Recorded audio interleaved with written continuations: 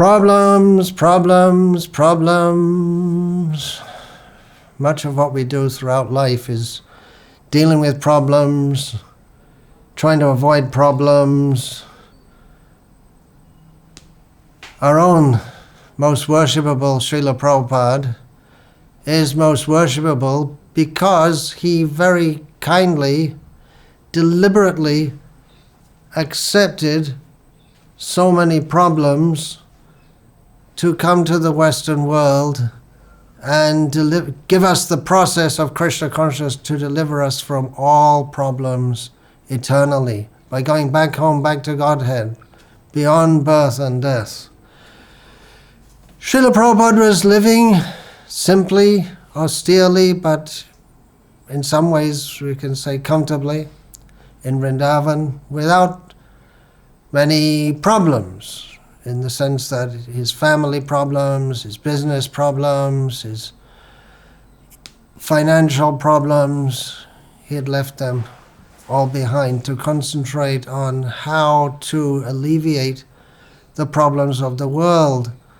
But he knew that to serve as an instrument of Lord Chaitanya, to alleviate the problems of the world, he would have to go out into the world and accept so many problems. Just going to the West, it was so difficult for him to convince anyone to, eventually Sumati Moraji gave him a passage on a cargo steamship, and then getting his P form, the formalities, legal formalities to leave the country. On the way, he suffered heart attacks. He went to live with people who were meat eaters. He accepted so many problems. And in founding ISKCON, what was he doing? From one perspective, we could say he was making an arrangement by which he would simply increase his life's problems. Accepting disciples means accepting their problems, particularly dealing with what from the Vedic, Vaishnav cultural perspective are very difficult people, very uncultured people. Most of Srila Prabhupada's disciples were from a non-Indian background. Srila Prabhupada once referred to his Western disciples as white aborigines. With founding ISKCON meant there were going to be legal problems. In the beginning, the movement was very poor, so there was poverty problems. Later on, he had, in India itself, he had problems with the Indian government they wouldn't give long-term visas for his Western disciples, and a certain section of the press were motivating the public against the movement by saying that this Hare Krishna movement is a CIA operative. To establish the temple in Juhu, Srila Prabhupada had to go through so many problems. He went through fire in his own description. And as Hari Shauri Prabhu remarked, who was traveling with Srila Prabhupada for quite some time, that Srila Prabhupada was always sick all the time while he was traveling around the world. He accepted all of that. Why? Well, what is the result? We're all here today in this Hare Krishna movement spread all over the world because Srila Prabhupada so very kindly accepted so many problems. Millions of Srila Prabhupada's books have been distributed. Millions of plates of prasad have been distributed. Uncounted festivals have been performed all over the world. So many lives have been touched by Krishna consciousness, and so many people have fully taken to Krishna consciousness. The movement is expanding, but there are problems. Inevitable in a movement, any organization, they're going to be problems. Anything in this material world, there are going to be problems. However, some of the problems in ISKCON today are particularly disturbing. Doctrinal, ideological problems in which devotees seem to be intractably divided, opposed to each other. There's talk of schism. There have already been schisms within ISKCON. Devotees have broken away. And we just think, well, if Prabhupada was personally here now, we could go and ask him, and just like Srila Prabhupada when he was personally present, he personally dealt with and solved very deep divides and misconceptions, divides among devotees, misconceptions they were holding. If Prabhupada was here today, it'd be so much easier. Well, of course, we say he is here today, and in one sense, yes, in one sense, no. There are the words prakat and aprakat. Prakat means manifest, aprakat means not manifest. So Srila Prabhupada is present, but what we call his aprakat presence, not directly manifest in the way that we saw him from 1966 to 1977. Yeah, they're not so good problems. Can they be good? Well, very disturbing problems. A huge number of devotees have left this movement being discontent, and we can't just write off all their concerns as being frivolous.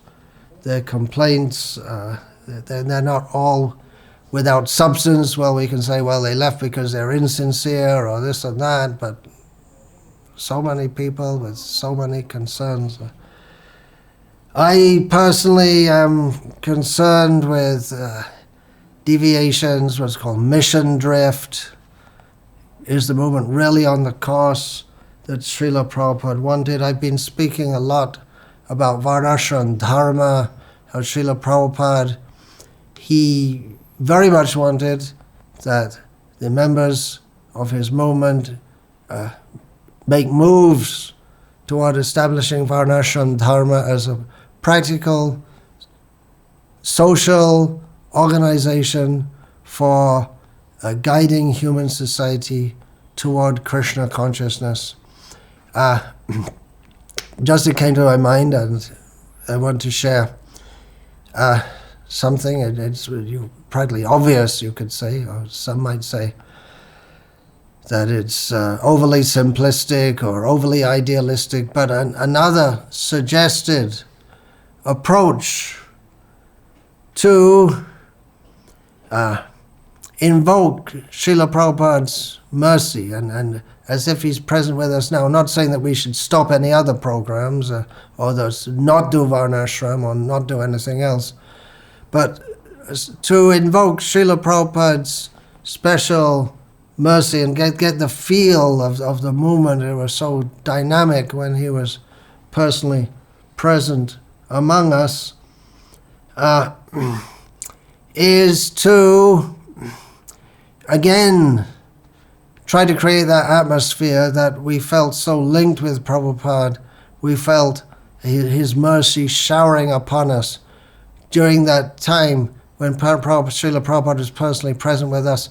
One major way in which so many devotees all over the world felt very strongly linked with Srila Prabhupada, even though they may have hardly seen him or spoken with him, was by engaging in the service that he very much promoted. He promoted so many different programs for spreading Krishna consciousness. But particularly, he pushed the massive distribution of his books. In one of his later purports in the Srimad Bhagavatam, he wrote that all activities in our Krishna consciousness movement are centered around the distribution of this transcendental literature. And that was very much so at the time. I'm not sure if devotees joining the movement nowadays are even aware of this desire of Srila Prabhupada, or that the movement is supposed to be centered around the distribution of books, especially Srila Prabhupada's books, which were dictated by Krishna to Srila Prabhupada, how the words, how they can influence the minds and the hearts of people from diverse backgrounds so that they can understand and take to Krishna consciousness. So other programs shouldn't be stopped, but the leaders, I'm just suggesting, the leaders of this movement at local level, national level, international level, come together and make a plan how to massively ramp up the book distribution. To do that, we'll have to enthuse the devotees. It's not easy to go out and distribute books. To do that, we'll have to become enthused ourselves. To do that, we'll have to read the books, Srila Prabhupada's books, and get others also to do that. Of course, reading of books is going on, studying books is going on. There are Bhakti Shastra courses going on, as Srila Prabhupada wanted, in various places throughout the world. But the real result of taking a Bhakti Shastra course should be an intense desire to share that knowledge with others. And of course we can do that by giving talks here and there. But as Srila Prabhupada wrote in a letter to Bhagavan Das, who was one of the most eloquent speakers and preachers of Krishna consciousness, what good will your 3-minute talk do? But if people take a book, that may change their life. We can say a few words here and there, but in the book they get a whole package of Krishna conscious philosophy directly emanating from Srila Prabhupada's transcendental mouth. So, although we're making many devotees, it's going on. We may say, well, we're making many devotees, okay, but yeah, how many know about the importance of book distribution? How much importance Srila Prabhupada put on that? Let's make it like it was in the 1970s. The whole movement was excited about book distribution. It wasn't just for a few devotees who felt like it, or just once a year for a marathon, but the whole movement was running on the spiritual energy of distributing Srila Prabhupada's transcendental books. So, and devotees used to know, and that Prabhupada, he wanted a set of books in the home of every gentleman in America, and that we can expand that to the whole world. We can make big ambitions. Srila Prabhupada, think big. Go shoot the rhinoceros. Why not have an aim to put a set of books in every home in the world? Of course, some places people are not very educated, but definitely in America, Europe, Australia, Japan, India, we can aim at having in the homes of at least the what we may call the more educated people, or pretty much in America, most people can read, and let them read Srila Prabhupada's books instead of some other rascal nonsense. So once that spirit is revived in our movement, then we can ramp up the Harinam. Already Harinam Sankirtan is going on, but we can increase it more and more. Prasad distribution, festivals. Let the Hare Krishna movement be known again. Let the Hare Krishna movement be in the news again. Let the Hare Krishna movement, people see our devotees everywhere and get books when they're going to work, when they're at work, where all times, all places, and all circumstances, They may be approached by devotees, giving them books. And then, of course, to get the book distribution going more and more, we have to make devotees more and more. And if there are many congregational devotees, we can engage them at least on weekends, weekend warriors, distributing books. Full-time devotees, we can say to people, you give part of your life at least to distributing Srila Prabhupada's books on a full-time basis. Come and live in our temples. Srila Prabhupada wrote that the temples, they're not meant to be places for eating and sleeping, but bases for which devotees go to distribute so many books. And he gives the example from his own personal experience. He was living in Calcutta when Calcutta was bombed by Japanese planes, and he said, just like Srila Prabhupada said, just like in the wartime, the bombs are raining from the sky, so in the same way, devotees should go out and distribute so many books, so the books are just raining down upon the population who really need that. So many programs are there, but put the book distribution first in the forefront, at the center of all the activities of the Krishna conscious movement, and that will force us as individuals and as a movement to surrender more and more to Srila Prabhupada's desires. Surrender, yes, surrender, that term is central to Srila Prabhupada's teachings because it's Krishna's ultimate teaching in Bhagavad Gita. We have to surrender to him, so to distribute Srila Prabhupada's books day in, day out, it requires great surrender, every day going out. Even experienced book distributors find that every day going out, that the Maya will tell them, no, what do you do? You have to consciously surrender. Yes, this day I'm going to give fully to distributing Srila Prabhupada's books. I'm going to surrender to Krishna, pray to Krishna. Sadhana standards will improve. Japa will become more and more prayer with a focus. Oh Krishna, oh energy of Krishna, please engage me in your service. Especially I have to go out and distribute these books. It's not easy. Please give me the intelligence to say what I need to say so that people will take the books. Please inspire the people within their hearts who don't want these books to somehow or other agree to take them.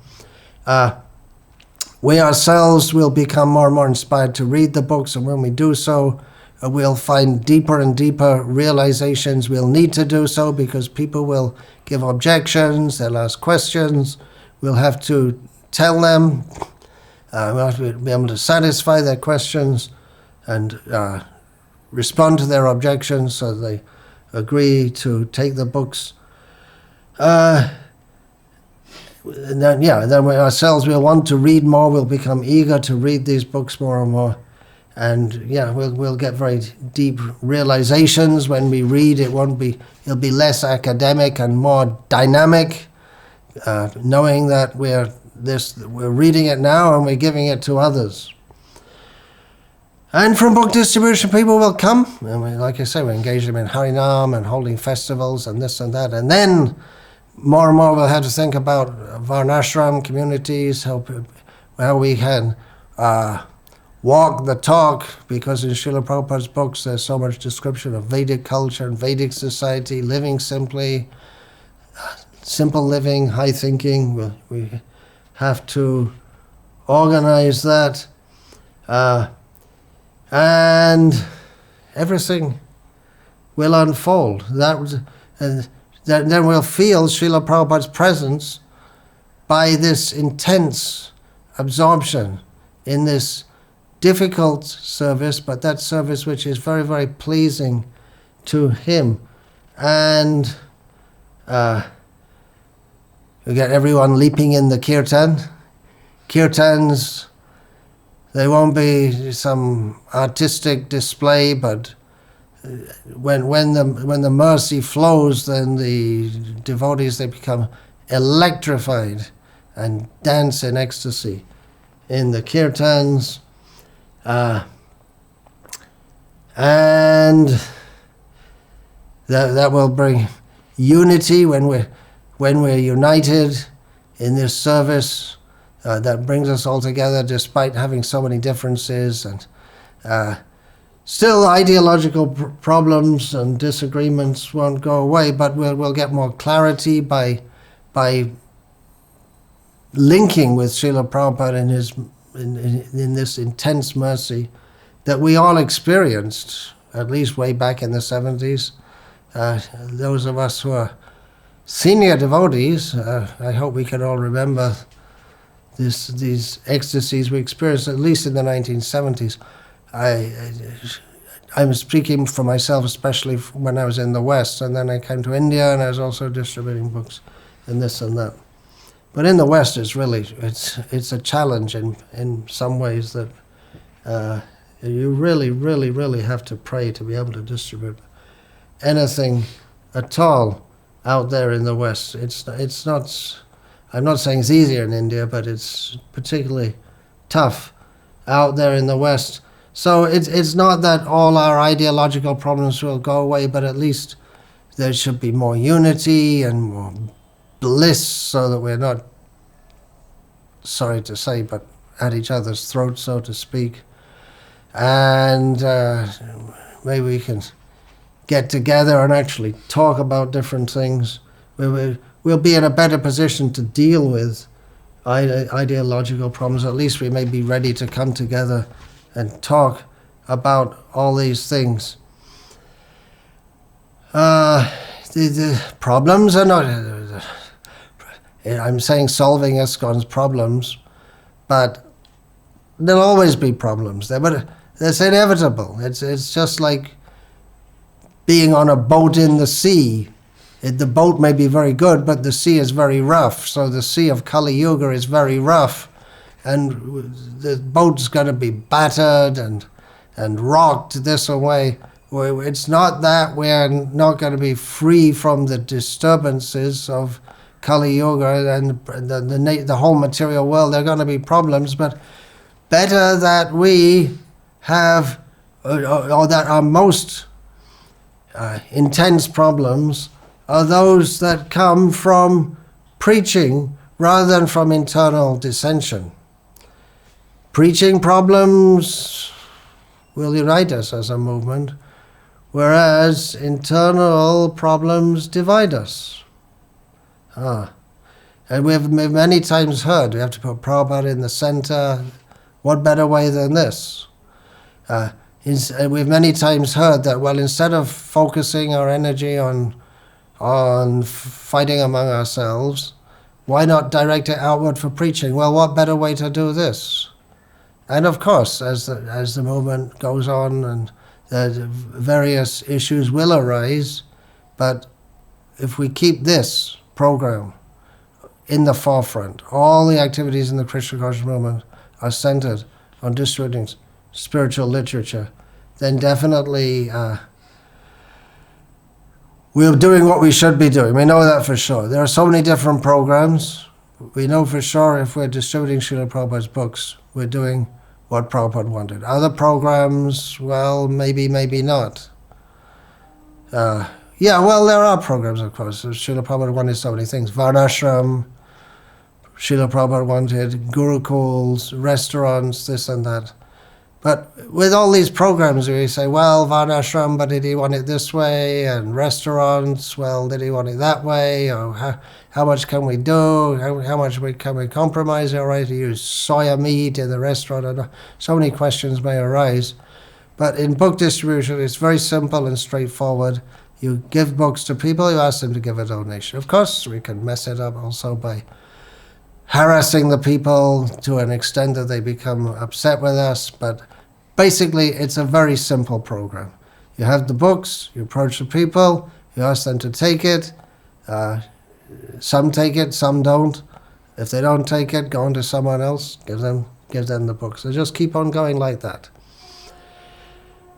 So this is a very potent program for invoking Srila Prabhupada's mercy, which we all need it profusely. Srila Prabhupada's mercy is all that we're made of, individual and as a movement. In fact, we could say that the real problem in ISKCON is not this or that or something else, But the root of all problems, we could say, is that we're not nearly as focused on book distribution as we used to be and as we should be.